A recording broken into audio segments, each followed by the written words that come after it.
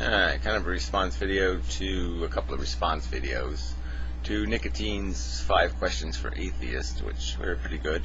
So Matt and Professor Anton, I guess I'll just do those two for now. And the rest were kind of uninteresting. But anyway, this whole pantheist thing, so that's what this is, an argument with this, whatever, this phony baloney nature is wonderful religion. So first, Professor Anton. Alright, he's always arguing that somehow, one of the questions was, would you change anything if you were God? And he answered no.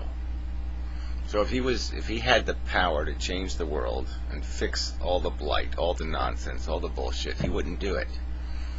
Because he has this thing in his head saying, somehow we need to be miserable to be happy. And there's a lot of people keep defending that notion that somehow you have to be miserable, not full of desire, miserable to be happy.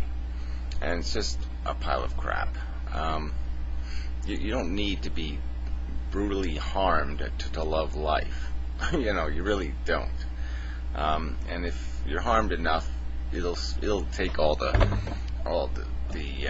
your capacity to enjoy even the good parts will be tarnished and destroyed if it goes far enough.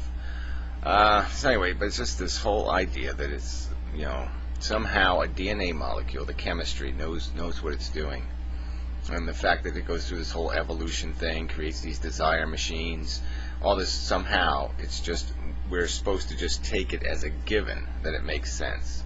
We don't have to have any logic or rationality to defend that notion. It's just a given. There's no way to just artificially manipulate psychology. That no, you actually have to go through horror to appreciate horror. Or you just, it's just idiotic. It's cockroach philosophy.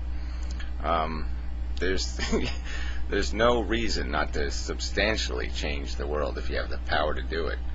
To take all the hard suffering out of it and leave all the good desire, and just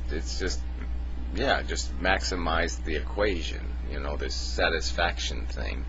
Get it as cheaply and as efficiently as possible, and there's no need to be driven to it. But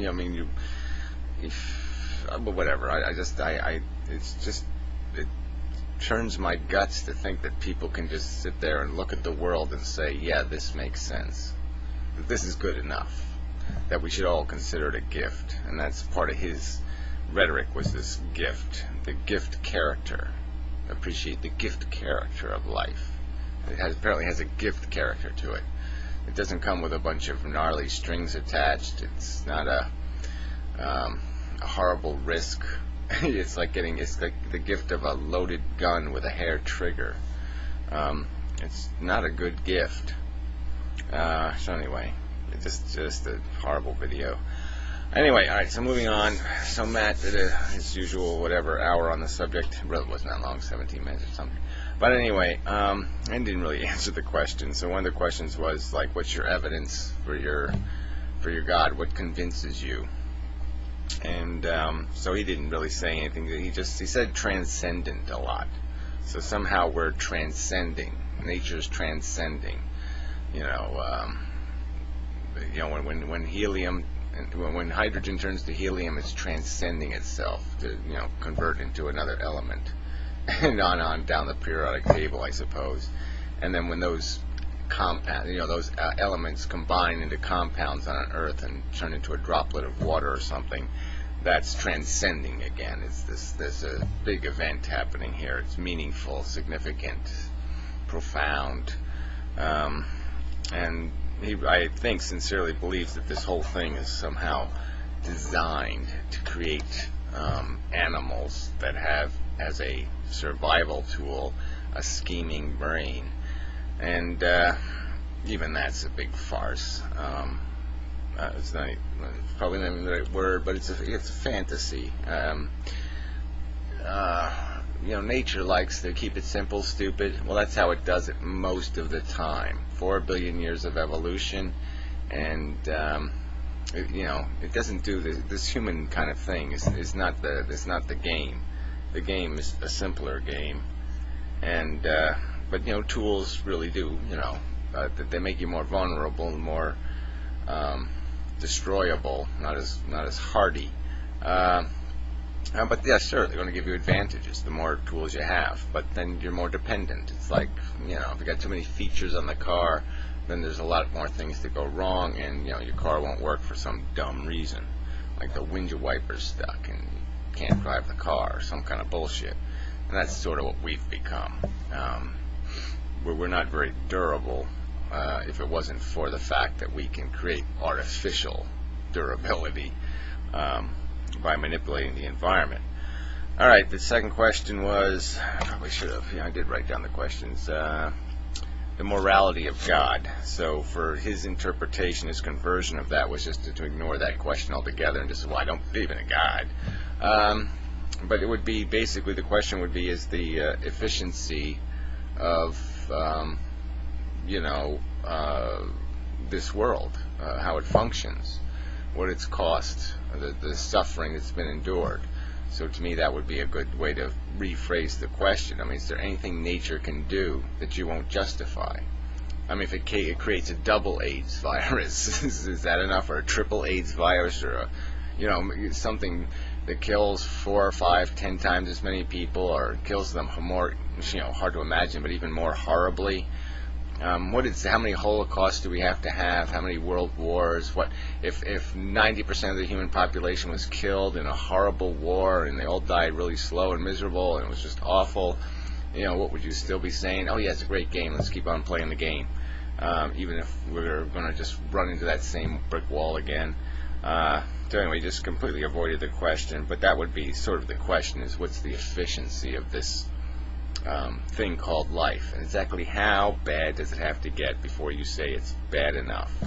And people just won't. They always run away from that question. How many world wars does it have to be? How much carnage? How much worse does the carnage have to get before you say, oh, it really doesn't work very well? Not efficient enough.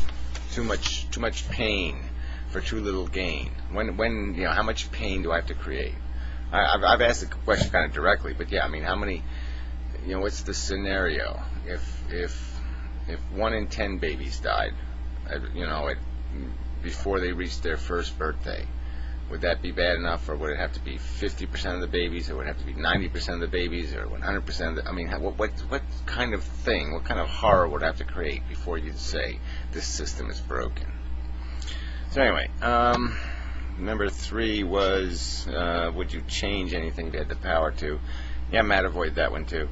But he talked in some terms, like he implied definitely that he would fix it, that we have power, that we have some kind of freedom to do something, and that we should pursue, applying ourselves to that mission. But that sort of just ignores the nature of the problem, which is this, the unsustainability of desire machines. The notion that you can just, addiction works, and that's what we are. We're addicted. If you satisfy us, we'll chase something else. We're going to chase.